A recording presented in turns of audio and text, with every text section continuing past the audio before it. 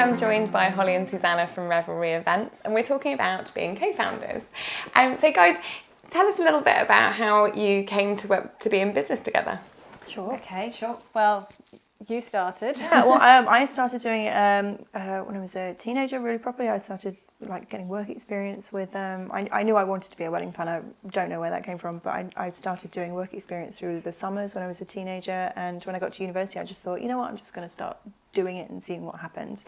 So I came up with my brand name, which I won't embarrass myself with, and then just started kind of doing it really slowly alongside full-time jobs, then part-time jobs, and then just started doing it full-time a few years ago. And then 2 years ago, I got an email from, at that point I was getting quite a lot of emails from people, asking for work experience or paid positions. I was like, well, I'm just me. I don't really have any space to be able to put you. I don't have any money to be able to give you, but it's just me. But then I got an email from Susie who, was coming at it from a completely different perspective. And she said, I just want some advice. I'm trying to move into this industry. Can I just sit down with you and talk? And so I was like, you know what? Yeah, she sounds interesting. So I'm going to sit down with her. And then, yeah. And then we did, and we got on, and I worked with Holly for over sort of one summer, over a couple of weddings, and we just were like, this works quite well. Like, we kind of had we work in a similar way, we kind of had the same vision for what we wanted to do, and we're like, well, let's be partners, and let's see how that goes. And yeah, that was about 2 years ago now, and that was sort of just as you were changing the brand to Revelry Events, I think. Mm-hmm. So it's been Revelry Events with the two of us. And it's been brilliant. It's worked really well, I think, very much on a business level. We have become friends now as well, which is nice. I think it's nice to go from business partner to friend. Yeah. I think it's hard if you're a friend first to be a business partner. So I think it's worked out in a really nice way, actually. It's a boundaries issue, I think. Yeah. If you were that way round, I think you wouldn't really know where work began and friendship started again. But yeah, I think this way it's grown really organically, and it's evolved into something really, I think, quite a good, healthy relationship on both sides of it. So I think that's really good. And how do you divide stuff up? Do you have set stuff that you do, or do you does one of you take lead on a certain wedding? How do you divvy stuff up? I guess it's a mixture. Normally, one of us will take a lead on a certain wedding unless it's particularly big, and then we'll both work on it. But we'll still kind of both work on different sections so that it just doesn't get crossed over or anything like that. And I think we do have different strengths and weaknesses.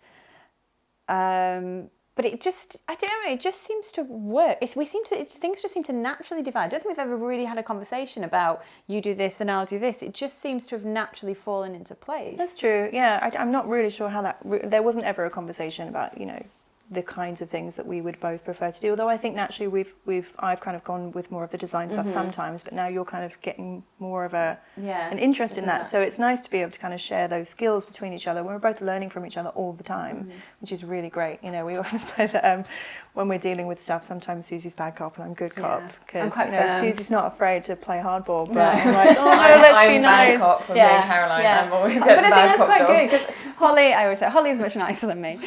No, but I think that's quite good. I think you do need someone who it will be quite firm when they need to be firm, but I think you also need someone who can be more diplomatic and tactful when you need that, and you bring them out in different situations because different people need handling in different ways, and I think that's important that we kind of both got those skills and we use them effectively. Well, and that you can recognise them too, I think, to actually appreciate that. Do you know what, this person, it's probably better you speak to this person. This person needs a Terminator coming talking to.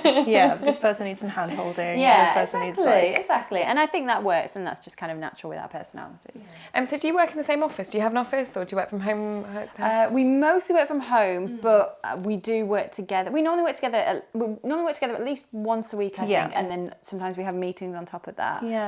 But we're pretty much always in contact by email and text. I don't think a day goes by when not in contact. Talk to each other. God, her again.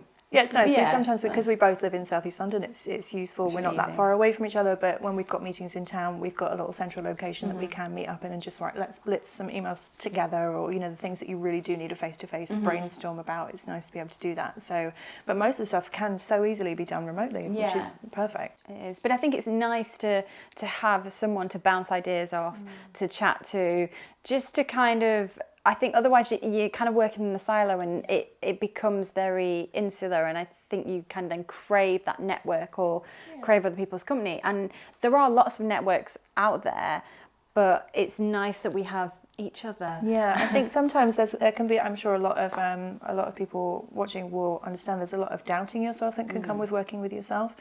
And you know, having someone to be like, can I just sense check something with you, because I don't know if I'm going crazy, but this is what I think, and then you get a positive or negative response. But it's nice to be able to have that person to bounce the ideas off, which is so helpful. So helpful. But if you're not in a position where you are working in a partnership or a team, network is so crucial to be able to just kind of get to know what other people's thoughts are, so you're not in your own head all the time.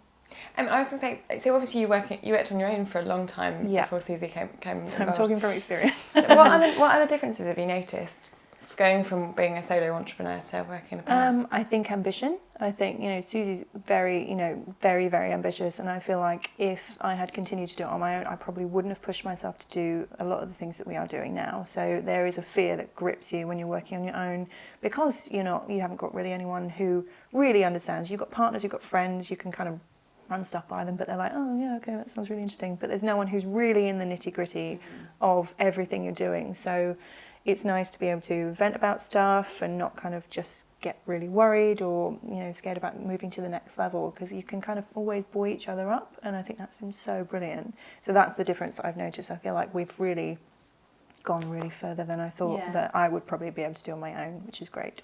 Yeah, and what Holly hasn't mentioned is that her life is a lot brighter with me. I thought that was unsaid. Obviously. Sure, yeah. And what have you noticed? Because you weren't working for yourself, were you, beforehand? No, I was working for lots of agencies, so I was doing a lot of PR and event work, so I was always in quite big agencies.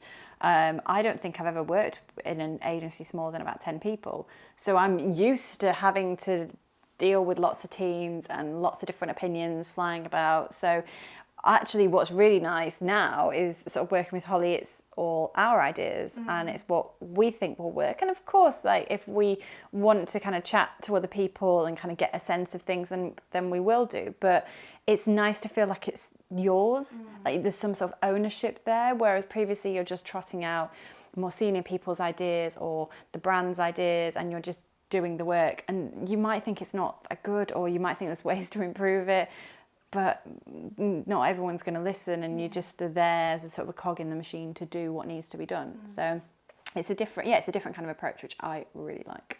And my final question, I've noticed wedding rings on both of your hands. This is the dating kind of side of me coming out.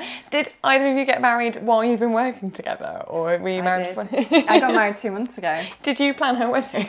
She wouldn't let me near it. No. Oh my gosh, she was like, no, Well, this is mine. It was, I think you wanted. Yeah, I think I wanted to do it. It was, do you know what? It was fairly chilled as well. Like it was quite small. It was in Soho. So it was like a really nice day, but I did remember thinking towards the end, like kind of the last week or two, I was like, oh, I just want to get married now.